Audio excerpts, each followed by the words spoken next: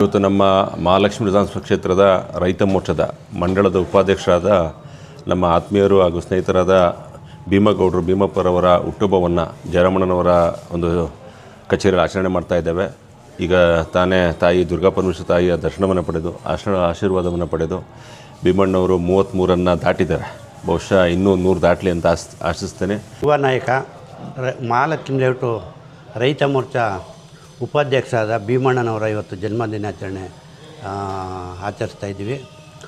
ಇವರ ಜನ್ಮದಿನದ ಪ್ರಯುಕ್ತ ದುರ್ಗಾ ಪರಮೇಶ್ವರಿ ದೇವಸ್ಥಾನದಲ್ಲಿ ವಿಶೇಷ ಪೂಜೆ ಹಮ್ಮಿಕೊಂಡು ಒಂದು 4-5 ಆಶ್ರಮಕ್ಕೆ ಹೋಗ್ಬಿಟ್ಟು ಅನ್ನದಾನ ಕಾರ್ಯಕ್ರಮವನ್ನು ಏರ್ಪಡಿಸಿದ್ದೀವಿ.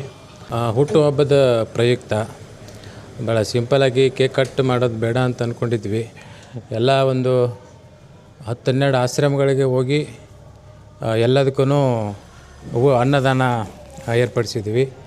ಮತ್ತು ಹಣ್ಣುಗಳನ್ನ ಕೊಡಬೇಕು ಅಂತ ಏರ್ಪಡಿಸಿದ್ವಿ. ಈಗ ತಾನೇ ಪೂಜೆ ದುರ್ಗಾ ಪರಮೇಶ್ವರಿ ದೇವಸ್ಥಾನ ಪೂಜೆ ಮುಗಿಸಿ ಇನ್ನು ಎಲ್ಲದ ಕಡೆನೂ ಮಹಾಲಕ್ಷ್ಮಿ ಲೇಔಟ್ ಕ್ಷೇತ್ರದಲ್ಲಿ ಏನೇನು ಆಶ್ರಮಗಳಿದೆ ಎಲ್ಲ ಆಶ್ರಮಕ್ಕೆ ಹೋಗಿ ಅನ್ನದಾನ ನಮ್ಮ ಕೈಯಿಂದ ಏನಾಗುತ್ತೋ ಅಳಿಲು ಸೇವೆ ಮಾಡಬೇಕು ಅಂತ ಮಾಡ್ತಾಯಿದ್ದೀವಿ.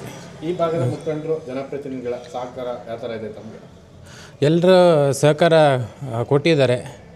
ಆದರೆ ಈಗ SIR ನಡೆಯೋದ್ರಿಂದ ಸ್ವಲ್ಪ ಕೆಲಸ ಕಾರ್ಯಗಳಿರೋದ್ರಿಂದ ನಾವು ಕೂಡ ಬಿಜಿ ಇದ್ವಿ.